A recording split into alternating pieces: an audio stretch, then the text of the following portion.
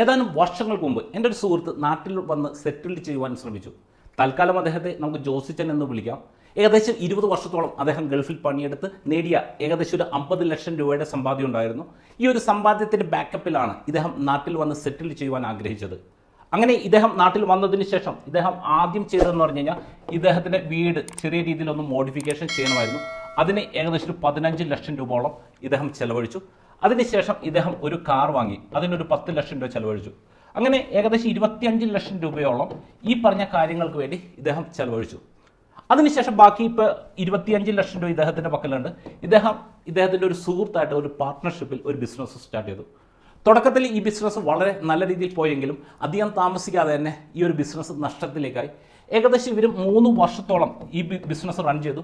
3 വർഷം കഴിഞ്ഞപ്പോൾ ഈ 25 ലക്ഷം രൂപ നഷ്ടമായി എന്നത് മാത്രമല്ല, ഏകദേശം ഒരു 20 ലക്ഷം രൂപയും കൂടി ഇദ്ദേഹത്തിന് കടം കയറി. ഇപ്പോൾ വീണ്ടും ഈ ഒരു കടം വീട്ടുന്നതിന് വേണ്ടി ഇദ്ദേഹം വീണ്ടും ഗൾഫിലേക്ക് പോകാൻ വേണ്ടി തയ്യാറെടുത്തുകൊണ്ടിരിക്കുകയാണ്. ഇതൊരു ജോസിച്ചൻ്റെ മാത്രം ഒരു അനുഭവമല്ല. ഇപ്പോൾ വേണ്ടത്ര പ്ലാനിങ് ഇല്ലാതെ നാട്ടിൽ വന്ന് സെറ്റിൽഡ് ചെയ്യുവാൻ ശ്രമിക്കുന്ന നിരവധി വ്യക്തികളുടെ അനുഭവമാണ്. അപ്പോൾ അതുകൊണ്ട് തന്നെ ഇന്നേ ദിവസം ഈ ഒരു വീഡിയോയിലൂടെ നമ്മൾ ഷെയർ ചെയ്യുന്ന ഒരു കാര്യം, ഇപ്പോൾ താങ്കൾ നാട്ടിൽ വന്ന് സെറ്റിൽ ചെയ്യുവാൻ ആഗ്രഹിക്കുന്നുവെങ്കിൽ താങ്കൾ ശ്രദ്ധിക്കേണ്ട ഏറ്റവും പ്രധാനപ്പെട്ട 7 കാര്യങ്ങളെക്കുറിച്ചാണ് ഇന്നേ ദിവസം ഈ ഒരു വീഡിയോയിലൂടെ ഞാൻ ഷെയർ ചെയ്യുന്നത്. താങ്കൾക്ക് ഈ വീഡിയോ ഉപകാരപ്രദമാണെങ്കിൽ താങ്കൾ എല്ലാ സുഹൃത്തുക്കൾക്കും ഷെയർ ചെയ്യുക. Once again welcome back to the Thommichan tips powered by Dias academy. My name is professor Diaz.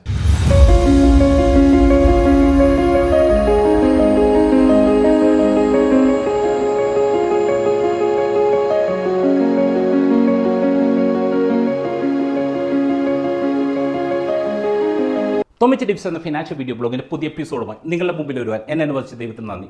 ഇന്നേ ദിവസം നമ്മൾ മനസ്സിലാക്കാൻ പോകുന്നത്, ഇപ്പോൾ നമ്മൾ നാട്ടിൽ സെറ്റിൽഡ് ആകുന്നതിന് മുമ്പ് നമ്മൾ ശ്രദ്ധിക്കേണ്ട 7 കാര്യങ്ങളെക്കുറിച്ചാണ്. അതിൽ ഏറ്റവും പ്രധാനമായിട്ടും ഒന്നാമതായിട്ട് നമ്മൾ ശ്രദ്ധിക്കേണ്ട ഏറ്റവും പ്രധാനപ്പെട്ട ഒന്നാമത്തെ ഘടകം എന്ന് പറഞ്ഞു കഴിഞ്ഞാൽ, ഇപ്പം നമുക്ക് ഇപ്പം നിലവിൽ എത്ര സമ്പാദ്യമുണ്ട് എന്നതാണ്. ഇപ്പം നമുക്ക് പലതരത്തിലുള്ള സമ്പാദ്യങ്ങളാണ്. ഇപ്പോൾ താങ്കളെ സംബന്ധിച്ച് താങ്കളിപ്പോൾ ബാങ്ക് FD ഇട്ടിട്ടുണ്ടായിരിക്കാം.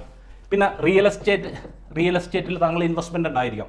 ഇപ്പോൾ റിയൽ എസ്റ്റേറ്റിലുണ്ടെങ്കിൽ ഇതിൽ നിന്ന് എന്തെങ്കിലും റെൻ്റൽ ഇൻകം കിട്ടാനുള്ള പോസിബിലിറ്റീസ് ഉണ്ടോ, അല്ലെങ്കിൽ നിലവിലത്തെ ഒരു പ്രോപ്പർട്ടി വിൽക്കാൻ എനിക്ക് സാധിക്കുമോ, ഈ പറഞ്ഞ കാര്യങ്ങളെല്ലാം നമ്മളൊന്ന് കൺസിഡർ ചെയ്യണം. പിന്നെ അതോടൊപ്പം തന്നെ ഇപ്പോൾ താങ്കൾക്ക് ചിലപ്പോൾ പോസ്റ്റ് ഓഫീസിൽ എന്തെങ്കിലും ഇൻവെസ്റ്റ്മെൻ്റ് ഉണ്ടായിരിക്കാം. പിന്നെ ഏതെങ്കിലും ഇൻഷുറൻസ് ഉണ്ടോ, അപ്പോൾ ഇൻഷുറൻസ് നമുക്ക് എന്നാണ് മെച്യൂരിറ്റി ആകുന്നത്, ഈ പറയുന്ന കാര്യങ്ങൾ നമുക്ക് കൺസിഡർ ചെയ്യണം. പിന്നെ ഏതെങ്കിലും ചിറ്റ് ഫണ്ട്, ഇപ്പോൾ KFSF പോലെയുള്ള ഏതെങ്കിലും ചിട്ടി ഫണ്ട് താങ്കളെ സംബന്ധിച്ച് മെച്യൂർ ആകാനുണ്ടോ, ഈ പറഞ്ഞ കാര്യങ്ങൾ ഇത് ചെയ്തതിന് ശേഷം ഇതിന് പുറമെ ഇപ്പോൾ ഷെയർസിലുള്ള ഇൻവെസ്റ്റ്മെൻറ്റ്, മ്യൂച്വൽ ഫണ്ടിലുള്ള ഇൻവെസ്റ്റ്മെൻറ്റ്, അപ്പോൾ ഇതെല്ലാം കൂടി കൂട്ടിക്കഴിഞ്ഞ് കഴിഞ്ഞാൽ ഇപ്പോൾ നിങ്ങളെ പക്കൽ എത്ര സമ്പാദ്യമുണ്ട്. ഇപ്പോൾ റിയൽ എസ്റ്റേറ്റിൽ ഇപ്പോൾ നമ്മൾ പ്രത്യേകിച്ച് നമ്മൾ കൺസിഡർ ചെയ്യേണ്ടത് അത് ലിക്വിഡേറ്റ് ചെയ്യാൻ എത്രത്തോളം പോസിബിലിറ്റീസ് ഉണ്ട് എന്ന കാര്യം കൂടി നമ്മൾ കൺസിഡർ ചെയ്യണം. സപ്പോസ് ഇപ്പോൾ ജോസിച്ചിനെ സംബന്ധിച്ച് ഇപ്പോൾ ഏകദേശം ഒരു 1.5 കോടി രൂപ ഇതെല്ലാം കൂടി കൂട്ടി സമ്പാദ്യം ഉണ്ട് എന്ന് വിചാരിക്കാം. ഇനി അടുത്തതായിട്ട് ഇപ്പോൾ ഇവിടെ നമുക്ക് സമ്പാദ്യമായി. ഇനി അടുത്തതായിട്ട് ഇപ്പോൾ നമ്മളെ സംബന്ധിച്ച് കൺസിഡർ ചെയ്യേണ്ട രണ്ടാമത്തെ ഘടകം എന്ന് പറഞ്ഞു കഴിഞ്ഞാൽ നമ്മുടെ ഫിനാൻഷ്യൽ കമ്മിറ്റ്മെൻറ്റ്സ്. ഇത് നമ്മൾ കൺസിഡർ ചെയ്യണം. ഇപ്പോൾ താങ്കളെ സംബന്ധിച്ച് ഇപ്പോൾ നാട്ടിൽ വരുന്ന സമയത്ത് ഇപ്പോൾ പുതിയൊരു വീട് വെക്കേണ്ട കാര്യമുണ്ടോ, അല്ലെന്നുണ്ടെങ്കിൽ നിലവിലത്തെ വീട് റിനോവേറ്റ് ചെയ്യേണ്ട കാര്യമുണ്ടോ, അതിന് ഏകദേശം എന്ത് കോസ്റ്റ് വരും, അത് താങ്കൾ മനസ്സിലാക്കണം. പിന്നെ അതോടൊപ്പം തന്നെ നാട്ടിലിപ്പോൾ ഒരു കാറ് വാങ്ങണോ, അതിന് അല്ലെങ്കിൽ ഇപ്പം നിലവിൽ കാറുണ്ടോ, അത് കൺസിഡർ ചെയ്യണം. പിന്നെ അതോടൊപ്പം തന്നെ നമ്മളെ ചൈൽഡ് റിലേറ്റഡ് ആയിട്ട് അവരെ എഡ്യൂക്കേഷന് ഇപ്പോൾ എന്ത് എക്സ്പെൻസ് വരും, അതിന് വേണ്ടി ഉള്ള സമ്പാദ്യം ഉണ്ടോ, അല്ലെന്നുണ്ടെങ്കിൽ ഇവരെ മാരേജ് നടത്തുന്നത് എന്നാണ് ഇവരെ മാരേജ് നടത്തേണ്ടത്, അന്ന് ഏകദേശം എത്ര തുക വേണ്ടി വരും. പിന്നെ അതോടൊപ്പം തന്നെ ഇപ്പം നമുക്ക് നമ്മളുടെ ബ്രദേഴ്സിനോ അല്ലെങ്കിൽ സിസ്റ്റേഴ്സിനോ എന്തെങ്കിലും ഷെയർ കൊടുക്കണമെന്നുണ്ടെങ്കിൽ അവർക്ക് എന്തെങ്കിലും എമൗണ്ട് കൊടുക്കാനുണ്ടോ, അല്ലെന്നുണ്ടെങ്കിൽ നമുക്ക് പാരൻസിനെ ടേക്ക് കെയർ ചെയ്യുന്നതിന് വേണ്ടി എത്ര എമൗണ്ട് വേണ്ടി വരും, ഈ പറഞ്ഞ കാര്യങ്ങളെല്ലാം നമ്മൾ കൺസിഡർ ചെയ്യുന്ന സമയത്ത് നമുക്ക് ഒരു ഫിനാൻഷ്യൽ കമ്മിറ്റ്മെൻറ്റ്, അതായത് നമ്മളെ സംബന്ധിച്ച് എത്ര എമൗണ്ട് ഇപ്പോൾ ജോസിച്ചിനെ സംബന്ധിച്ച് ഇപ്പോൾ സപ്പോസ് ഒരു എക്സാമ്പിളിന് വേണ്ടി ഈ പറഞ്ഞ എല്ലാ കാര്യങ്ങൾക്ക് വേണ്ടി 1 കോടി രൂപ ഇദ്ദേഹത്തിന് വേണം എന്ന് വിചാരിക്കാം. അതായത് 1.5 കോടി രൂപയുടെ സമ്പാദ്യമുണ്ട്, 1 കോടി രൂപയുടെ ഫിനാൻഷ്യൽ കമ്മിറ്റ്മെൻറ്റ്സും ഇദ്ദേഹത്തിനുണ്ട്. ഇനി അടുത്തതായിട്ട് ഇപ്പോൾ നമ്മൾ കൺസിഡർ ചെയ്യേണ്ട ഒരു കാര്യം എന്താണെന്ന് വെച്ച് കഴിഞ്ഞാൽ, ഇപ്പോൾ ഇതെല്ലാം നമ്മൾ ഇതിന് ശേഷം ഇപ്പോൾ മൂന്നാമതായിട്ട്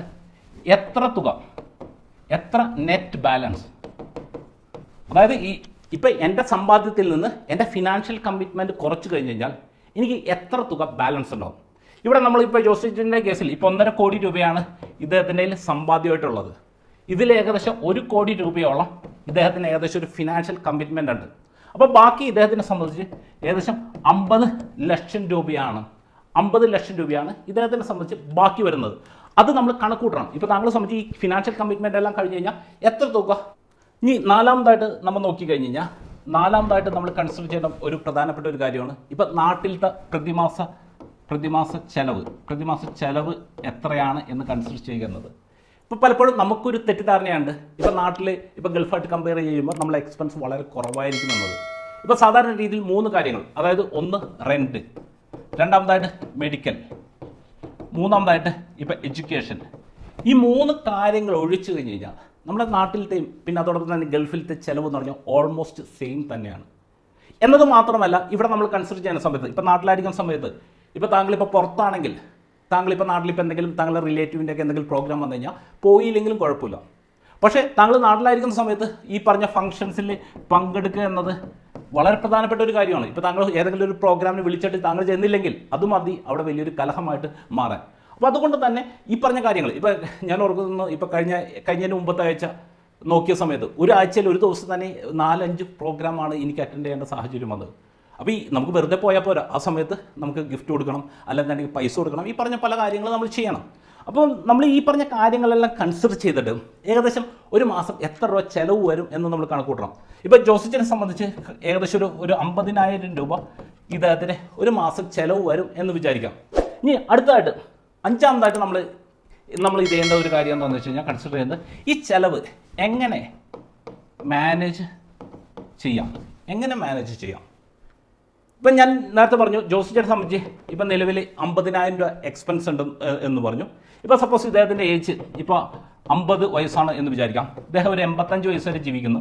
ഓൺ ആൻ ആവറേജ്, അതായത് ഇപ്പോൾ 50,000 രൂപ എക്സ്പെൻസ് ഓൺ ആൻ ആവറേജ് ഒരു 7% ഇൻഫ്ലേഷൻ കൺസിഡർ ചെയ്ത് കഴിഞ്ഞാൽ ഏറ്റവും ചുരുങ്ങിയത് ഏകദേശം ഒരു 1,10,00,000 രൂപ ഇദ്ദേഹത്തിൻ്റെ പക്കലുണ്ടെങ്കിൽ ഇദ്ദേഹത്തിനെ സംബന്ധിച്ച് ജീവിതാവസാനം വരെ, അതായത് 85 വയസ്സ് വരെ ഇൻഫ്ലേഷൻ അഡ്ജസ്റ്റഡ് ആയിട്ടുള്ള ഒരു വരുമാനം ഉറപ്പുവരുത്താൻ സാധിക്കും. പക്ഷേ നിലവിലത്തെ സാഹചര്യത്തിൽ ഇദ്ദേഹത്തിന് 50 ലക്ഷം രൂപയുള്ള ഏകദേശം 60 ലക്ഷം രൂപയുടെ ഷോർട്ടേജ് ഉണ്ട്. അപ്പോൾ അതുകൊണ്ട് തന്നെ ഇദ്ദേഹത്തിൻ്റെ നിക്ഷേപത്തെ ഫുൾ ഡിപ്പെൻഡ് ചെയ്യാൻ ഇപ്പം നിലവിലത്തെ സാഹചര്യത്തിൽ ജോസിച്ചിന് സാധിക്കില്ല. ഇനി രണ്ടാമതായിട്ട് ഇദ്ദേഹത്തിനെ സംബന്ധിച്ചുള്ള മറ്റൊരു ഓപ്ഷൻ എന്ന് പറഞ്ഞു കഴിഞ്ഞാൽ ഏതെങ്കിലും ഒരു ജോലിക്ക് പോവുക എന്നതാണ്. ഇപ്പോൾ സാധാരണ നമുക്ക് കാണാവുന്ന ഒരു കാര്യം, ഇപ്പോൾ സപ്പോസ് ഇപ്പോൾ ജോസിച്ചിന് ഇപ്പോൾ ഗൾഫിൽ 2 ലക്ഷം രൂപ സാലറി ഉണ്ടായിരുന്നു എന്ന് വിചാരിച്ചു. അതേ സെയിം ജോലി ഇദ്ദേഹത്തിന് നാട്ടിൽ കിട്ടണമെങ്കിൽ ഇവിടെ നാട്ടിൽ കിട്ടാൻ സാധ്യതയുള്ളത് ഏകദേശം ഒരു 30 to 75,000 ആയിരിക്കും. ഒരു 30,000 തുടങ്ങി 75,000 രൂപയായിരിക്കും ആ ഒരു ജോലിക്ക് നാട്ടിൽ കിട്ടാൻ സാധ്യതയുള്ളത്.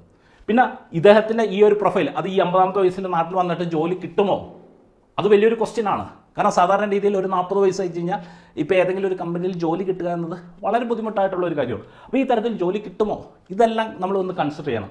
ഇനി മൂന്നാമതായിട്ട് ഉള്ളതെന്ന് പറഞ്ഞു കഴിഞ്ഞാൽ ബിസിനസ്സാണ്. ഈ 2 കാര്യങ്ങൾ കഴിഞ്ഞതിന് ശേഷം ഓപ്ഷൻ ഇല്ലെങ്കിൽ ഇപ്പോൾ പല ആൾക്കാർ ഇപ്പോൾ ഈ ഗൾഫിൽ നിന്ന് നാട്ടിലേക്ക് വരുന്ന ഒരു മിക്കവരും അവർ ചൂസ് ചെയ്യുന്ന ഒരു ഓപ്ഷൻ പലപ്പോഴും ഈ ബിസിനസ്സാണ്. കാരണം അവിടെ ഇത്ര നാൾ ജോലി ചെയ്തിട്ട് ഇനി നാട്ടിൽ വന്ന് ജോലി ചെയ്യുക അതൊരു കുറച്ചിലായിട്ട് കണ്ടിട്ട് അവർ ഒരു മിക്കവരും ബിസിനസ് തുടങ്ങും. പക്ഷേ എനിക്ക് ഇത്രയും വർഷത്തിൻ്റെ ഇടയിൽ എനിക്ക് കാണാൻ സാധിച്ചത് വേണ്ടത്ര പ്ലാനിംഗ് ഒന്നും ഇല്ലാതെ ബിസിനസ്സിൽ എക്സ്പീരിയൻസ് ഇല്ലാതെ ഈ ബിസിനസ് സ്റ്റാർട്ട് ചെയ്ത ഏകദേശം ഒരു 95% ആൾക്കാർ അവർ ബിസിനസ് അധികം താമസിക്കാതെ പൂട്ടിപ്പോകുന്നതാണ് കണ്ടിട്ടുള്ളത്. അപ്പോൾ അതുകൊണ്ട് തന്നെ ഞാൻ താങ്കളോട് പറയുന്നൊരു കാര്യം, താങ്കൾക്ക് ഈ ബിസിനസ് ചെയ്ത് പരിചയമുണ്ടെങ്കിൽ, എക്സ്പെർട്ട് ആണെങ്കിൽ, നാട്ടിലത്തെ സാഹചര്യങ്ങളായിട്ട് ഒത്തുചേർന്ന് പോകാൻ പറ്റുന്ന ഉറപ്പുണ്ടെങ്കിൽ മാത്രമേ ഈ ബിസിനസ്സിലേക്ക് പോരാൻ പാടുള്ളൂ. അല്ലെങ്കിൽ ഈ പറഞ്ഞ 2 ഓപ്ഷൻ തന്നെ സ്വീകരിക്കുന്നതായിരിക്കും ഒരു മിക്കവർക്കും. കാരണം ബിസിനസ് എന്ന് പറഞ്ഞാൽ ടോട്ടൽ ഡിഫറൻ്റ് ആണ്. ജോലി ചെയ്യുന്നത് പോലെ നമുക്ക് ബിസിനസ് ചെയ്യാൻ നമുക്ക് പറ്റില്ല. 20-30 വർഷം ഒരു ജോലിക്കാരനായിരുന്ന് ഒരു ബിസിനസ്സുകാരനായിട്ട് മാറിയാൽ അത് ബിസിനസ് ടോട്ടൽ ഡിഫറൻ്റ് ആണ്. അപ്പോൾ അതുകൊണ്ട് തന്നെ അതിന് വേണ്ട ഒരു എക്സ്പീരിയൻസ് നേടാതെ ഒരു ബിസിനസ്സിലേക്ക് ഇറങ്ങാതിരിക്കുന്നതായിരിക്കും. കാരണം ഇപ്പോൾ താങ്കളുടെ ഏജ് ഇപ്പോൾ ഈ 40-50 വയസ്സൊക്കെ ആയിരിക്കും. ഇപ്പം ഞാൻ ബിസിനസ്സിൽ ഇറങ്ങിയത് എൻ്റെ 25ാമത്തെ വയസ്സിലാണ്. ആ സമയത്ത് എന്ത് മിസ്റ്റേക്ക് ചെയ്ത് കഴിഞ്ഞാലും എനിക്ക് വീട്ടിലൊന്നും കൊടുക്കേണ്ട സാധ്യത ഉണ്ടായിരുന്നില്ല, എനിക്ക് വീട്ടിൽ നിന്നുള്ള സപ്പോർട്ട് ഉണ്ടായിരുന്നു. പക്ഷേ ഈ ഒരു 40ാമത്തെ വയസ്സിൽ 50ാമത്തെ വയസ്സിൽ താങ്കളെ ഡിപ്പെൻഡ് ചെയ്യുന്ന പല ആൾക്കാരുള്ള സമയത്ത് താങ്കൾ ബിസിനസ് ചെയ്ത് അത് പൊളിഞ്ഞാൽ അത് താങ്കളുടെ കുടുംബത്തെ ഫിനാൻഷ്യലി വലിയ രീതിയിൽ തകർക്കും. കാരണം അതിനുശേഷം പിന്നെ ജോലി ചെയ്ത് സമ്പാദ്യം നേടുക എന്നത് വളരെ ബുദ്ധിമുട്ടായിട്ടുള്ള ഒരു കാര്യമായിരിക്കും. അപ്പോൾ അതുകൊണ്ട് തന്നെ ബിസിനസ് എന്നത് നമുക്ക് അതിനുള്ള കപ്പാസിറ്റി കഴിവുണ്ടെങ്കിൽ ബിസിനസ്സിൽ ഇറങ്ങുക, അല്ലെന്നുണ്ടെങ്കിൽ ഈ 2 ഓപ്ഷൻ ആയിരിക്കും സ്വീകരിക്കുന്നതായിരിക്കും നല്ലത്. പിന്നെ ആറാമതായിട്ട് നമ്മൾ കൺസിഡർ ചെയ്യേണ്ട ഏറ്റവും പ്രധാനപ്പെട്ട ഒരു കാര്യം നമുക്ക് വേണ്ട ഇൻഷുറൻസ് കവറേജ് ഉണ്ടോ എന്നതാണ്. ഇപ്പോൾ ജോസിച്ചിൻ്റെ കാര്യം നോക്കിക്കഴിഞ്ഞാൽ ഇദ്ദേഹം ഇവിടെ വരുന്നത് 50ാമത്തെ വയസ്സിലാണ്. 50ാമത്തെ വയസ്സിൽ എന്ന് പറഞ്ഞാൽ ആ സമയത്ത് അദ്ദേഹത്തിനെ ഡിപ്പെൻഡ് ചെയ്ത് കഴിയുന്ന പല ആൾക്കാരുണ്ടാവും. അപ്പോൾ ഇദ്ദേഹത്തിനെ സംബന്ധിച്ച് ആവശ്യത്തിനുള്ള ടേം ഇൻഷുറൻസ് ഉറപ്പുവരുത്തേണ്ട ഒരു ഉത്തരവാദിത്വം ഇദ്ദേഹത്തിനുണ്ട്. പിന്നെ മസ്റ്റ് ആയിട്ട് ഉണ്ടാകേണ്ട ഒരു കാര്യമാണ് മെഡിക്കൽ ഇൻഷുറൻസ്. കാരണം ഇന്നത്തെ ഹോസ്പിറ്റൽ എക്സ്പെൻസ് എന്ന് പറഞ്ഞാൽ വളരെ കൂടിക്കൊണ്ടിരിക്കുകയാണ്.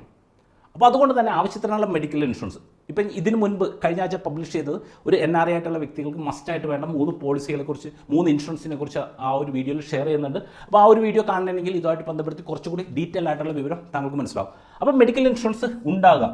പിന്നെ ഇതിൻ്റെ പ്രീമിയം ഞാൻ എങ്ങനെ അടക്കും അത് കൺസിഡർ ചെയ്യണം. ഇപ്പോൾ സാധാരണ രീതിയിൽ ടേം ഇൻഷുറൻസിൽ ഇപ്പോൾ 50,000 രൂപ പ്രീമിയം ആണെങ്കിൽ ഈ 50,000 രൂപ തന്നെ ആയിരിക്കും എല്ലാ വർഷവും അടക്കേണ്ടത്. പക്ഷേ മെഡിക്കൽ ഇൻഷുറൻസിൽ ഇന്നിപ്പോൾ സപ്പോസ് 30,000 രൂപ പ്രീമിയം എങ്കിൽ താങ്കൾ ഏജ് കൂടുന്നതിനനുസരിച്ച് ഈ പ്രീമിയം കൂടിക്കൊണ്ടിരിക്കും. അപ്പോൾ അത് എങ്ങനെ അടക്കാൻ പറ്റും എന്നുള്ള കാര്യം താങ്കൾ കൺസിഡർ ചെയ്യണം.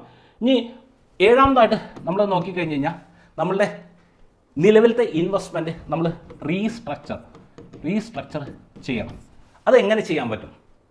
ഇപ്പോൾ നമ്മളെ സംബന്ധിച്ച് നമ്മൾ നോക്കിക്കഴിഞ്ഞ് കഴിഞ്ഞാൽ ഇപ്പോൾ ജോസിച്ചൻ 50ാമത്തെ വയസ്സിൽ ഇവിടെ നാട്ടിൽ വന്ന് സെറ്റിൽ ചെയ്യുവാൻ തീരുമാനിച്ചു. ഇനി ചിലപ്പോൾ അടുത്ത 5 വർഷം കഴിയുമ്പോഴേക്കും അദ്ദേഹത്തിൻ്റെ മകളുടെ വിവാഹം ഉണ്ടെന്ന് വിചാരിച്ചു. അന്ന് ഇദ്ദേഹത്തിന് ഏകദേശം ഒരു 50 ലക്ഷം രൂപ കണ്ടെത്തണം. അപ്പോൾ അങ്ങനെയാണെങ്കിൽ ഇപ്പോൾ ഇദ്ദേഹത്തിൻ്റെ കയ്യിൽ നിന്നുള്ള കുറച്ച് സമ്പാദ്യം അതിന് വേണ്ടി മാറ്റിവെക്കേണ്ടി വരും. അതായത് നോർമൽ സിറ്റുവേഷൻ നോക്കി കഴിഞ്ഞ് കഴിഞ്ഞാൽ ഏകദേശം ഒരു 30 ലക്ഷം രൂപ അല്ലെങ്കിൽ ഒരു 25-30 ലക്ഷം രൂപയെങ്കിലും മാറ്റിയാലാണ് ഒരു 12% റിട്ടേൺ പ്രകാരം ഇദ്ദേഹത്തിന് സംബന്ധിച്ച് 5 വർഷം കൊണ്ട് 50 ലക്ഷം രൂപ കണ്ടെത്താൻ പറ്റുള്ളൂ. അപ്പോൾ ആകെ ഇദ്ദേഹത്തിൻ്റെ പക്കൽ 50 ലക്ഷം രൂപയേ ഉള്ളൂ. അതിൽ നിന്ന് 30 ലക്ഷം രൂപ ഇതിലേക്ക് മാറ്റി കഴിഞ്ഞ് കഴിഞ്ഞാൽ ഇദ്ദേഹത്തിൻ്റെ കയ്യിൽ ബാക്കി 20 ലക്ഷം രൂപ ഉണ്ടാവുള്ളൂ. അപ്പോൾ ഇത് ചെയ്യാൻ പറ്റുമോ? ഫ്യൂച്ചർ ഗോൾസ് എങ്ങനെ പ്ലാൻ ചെയ്യാം അത് നമ്മൾ കൺസിഡർ ചെയ്യണം. പിന്നെ അതോടൊപ്പം തന്നെ ഇത്ര നാൾ നമ്മൾ വെൽത്ത് അക്യുമുലേറ്റ് ചെയ്യാൻ വേണ്ടിയാണ് ശ്രമിച്ചിരുന്നെങ്കിൽ നമ്മൾ നാട്ടിൽ വന്ന് സെറ്റിൽ ആവുന്ന സമയത്ത് നമുക്ക് ഇതിൽ നിന്നും നമുക്കൊരു ഇൻകം വേണം. അപ്പോൾ നിലവിൽ നമ്മൾ ബാങ്ക് FD പോലെയുള്ള നിക്ഷേപങ്ങളിലാണ് നമ്മൾ ഈ പറഞ്ഞ പൈസ കൊണ്ട് ഇട്ടിരുന്നെങ്കിൽ അവിടെയുള്ള ഏറ്റവും വലിയൊരു പ്രശ്നം എന്താണെന്ന് വെച്ച് കഴിഞ്ഞാൽ ഇനി നമുക്ക് പ്രത്യേകിച്ച് സമ്പാദിക്കാൻ സമയമില്ല. പിന്നെ ഇനി നാട്ടിൽ ജോലി ചെയ്ത് കഴിഞ്ഞാലും വളരെ കുറച്ച് എമൗണ്ട്, ഈവൻ ജീവിച്ചു പോകാനുള്ള എമൗണ്ട് പോലും നമുക്ക് നാട്ടിൽ ജോലി ചെയ്താൽ കിട്ടണമെന്നില്ല. അപ്പോൾ അതുകൊണ്ട് ഇവിടെ നാട്ടിൽ വന്നിട്ട് ഭയങ്കര സമ്പാദിക്കാമെന്ന് പറഞ്ഞു കഴിഞ്ഞാൽ ചിലപ്പോൾ നടക്കണ കാര്യമായിരിക്കില്ല. അപ്പോൾ അതുകൊണ്ട് തന്നെ ഇപ്പോൾ ബാങ്കിൽ ഡിപ്പോസിറ്റ് ചെയ്ത് കഴിഞ്ഞാലുള്ള പ്രശ്നം എന്ന് പറഞ്ഞു കഴിഞ്ഞാൽ ഓരോ വർഷം കൂടുന്നതോടെ നമ്മളെ എക്സ്പെൻസ് കൂടിക്കൊണ്ടിരിക്കും. പക്ഷേ ബാങ്കിൽ നിന്ന് നമുക്ക് ഒരിക്കലും നമ്മൾ വരുമാനം കൂട്ടിക്കിട്ടാനുള്ള വകുപ്പുകൾ ഉണ്ടാവില്ല. അപ്പോൾ അതുകൊണ്ട് തന്നെ ഈ ബാങ്ക് FDക്ക് പകരം ഇപ്പോൾ ഒരു സിസ്റ്റമാറ്റിക് വിഡ്രോവൽ പ്ലാൻ, ഒരു SWP നമുക്ക് എങ്ങനെ പ്ലാൻ ചെയ്യാൻ പറ്റും അത് ചിന്തിക്കുന്നത് കാരണം എന്നാൽ മാത്രമേ നമുക്ക് ഒരു ഇൻഫ്ലേഷൻ അഡ്ജസ്റ്റഡ് ആയിട്ടുള്ള ഒരു റിട്ടേൺസ് നമുക്ക് ജനറേറ്റ് ചെയ്യാൻ സാധിക്കുകയുള്ളൂ. അപ്പോൾ നമ്മളെ സംബന്ധിച്ച് ഇപ്പോൾ ഇതുവരെ നമ്മൾ മനസ്സിലാക്കിയ ഒരു കാര്യം, ഇപ്പോൾ നാട്ടിൽ വന്ന് സെറ്റിൽഡ് ചെയ്യുന്നതിന് മുമ്പ് നമ്മൾ ഉറപ്പുവരുത്തേണ്ട 7 കാര്യങ്ങളെക്കുറിച്ചാണ് നമ്മൾ മനസ്സിലാക്കിയത്. ഒന്നാമതായിട്ട് ഇപ്പം നിലവിൽ നമ്മളെ എത്ര സമ്പാദ്യമുണ്ട്. രണ്ടാമതായിട്ട് നമ്മളെ കമ്മിറ്റ്മെൻറ്റ്സ്, ഇപ്പോൾ കമ്മിറ്റ്മെൻറ്റ്സ് എന്താണ്. മൂന്നാമതായിട്ട് ഇപ്പം നമ്മളെ സംബന്ധിച്ച് നെറ്റ് ഇപ്പം നമുക്ക് വെൽത്ത് സമ്പാദ്യം നമ്മളെ സംബന്ധിച്ച് നമുക്ക് എത്ര ഉണ്ട്.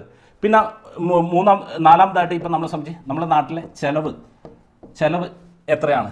അഞ്ചാമതായിട്ട് ഈ ചെലവ് നമുക്ക് എങ്ങനെ മാനേജ് ചെയ്യാം എന്ന് നമ്മൾ കൺസിഡർ ചെയ്യണം. ആറാമതായിട്ട് നമുക്ക് എത്ര ഇൻഷുറൻസ് സഫിഷ്യൻ്റ് ആയിട്ടുള്ള ഇൻഷുറൻസ് ഉണ്ടോ എന്ന് ഉറപ്പുവരുത്തണം. അതിനുള്ള പണം, അതിൻ്റെ പ്രീമിയം അടക്കാനുള്ള പണം എങ്ങനെ മാനേജ് ചെയ്യാൻ പറ്റുമെന്ന് കൺസിഡർ ചെയ്യണം.